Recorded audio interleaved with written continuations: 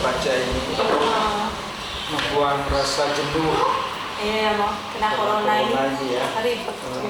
Romo, dengar-dengar mau ada rencana untuk pembuatan katekese singkat, Romo?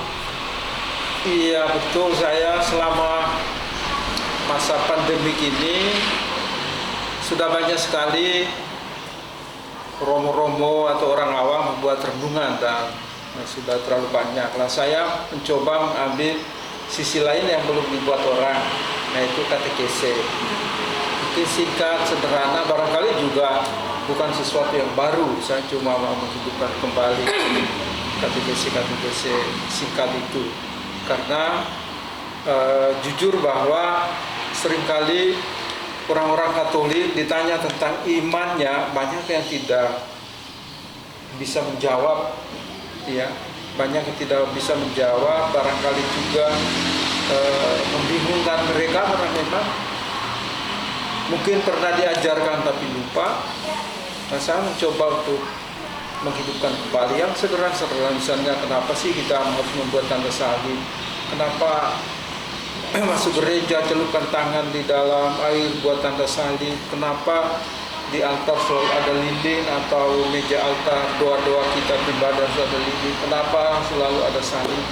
Nah, saya tergerak untuk memberi katekese singkat sederhana seperti itu, bukan sesuatu yang tinggi-tinggi tanah, biasa-biasa saja seperti itu.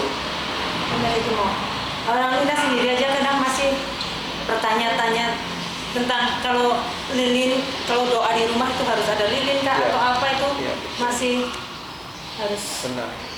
Karena jujur di dalam gereja kita kan banyak sekali tanda-tanda, simbol-simbol yang seringkali kita sendiri tidak tahu.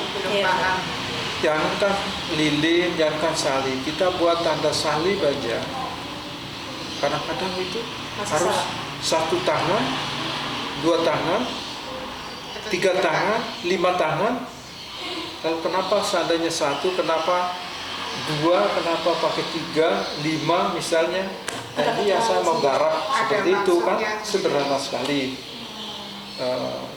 Jadi seputar tanda salib ini saja sudah menurut saya satu katekese yang cukup juga, cukup bisa membantu. Tidak hanya membuat tanda salibnya, tapi kadang-kadang apakah kita pakai 5 tangan atau 2 jari atau 1 jari, seperti itu kan. Kadang ada yang macam-macam, ada yang habis bikin tanda salib dicium kah atau apa itu kan. Benar.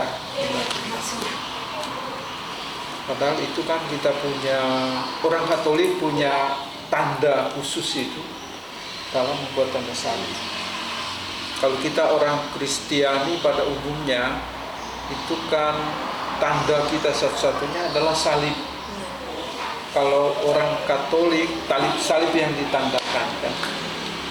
Kalau kenapa harus di dahi, ya kan? Nah ini yang itu menjadi lahan garapan saya itu, kenapa harus di dahi, lalu turun ke dada, kiri dan kanan.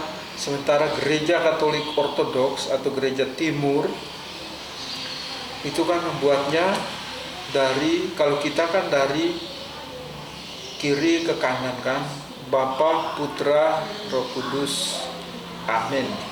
Kalau orang Katolik Ortodoks itu dia dari kanan ke kiri, Bapa, Putra, Roh Kudus, Amin. Nah kenapa itu? Ya kan?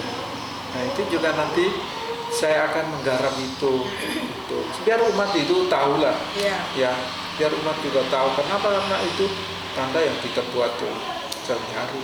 Demikian juga supaya orang tua dapat mengajarkan anaknya untuk membuat tanda salib yang benar, betul-betul salib yang ditandakan, bukan cuma sekedar tanda salibnya nggak ada itu kan.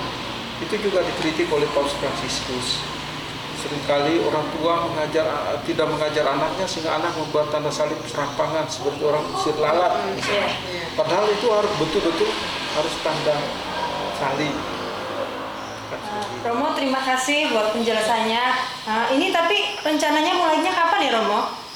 Rencana tanggal 10 Juli bertepatan dengan ulang tahun ibadah saya. Saya mau mulai sesuatu mungkin mengenang sesuatu yang juga saya hidupi, saya hayati selama ini.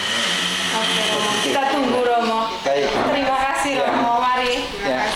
Lalu Teman-teman, jangan lupa ya, nantikan siarannya Katekesenya Romo tanggal 10 Juli.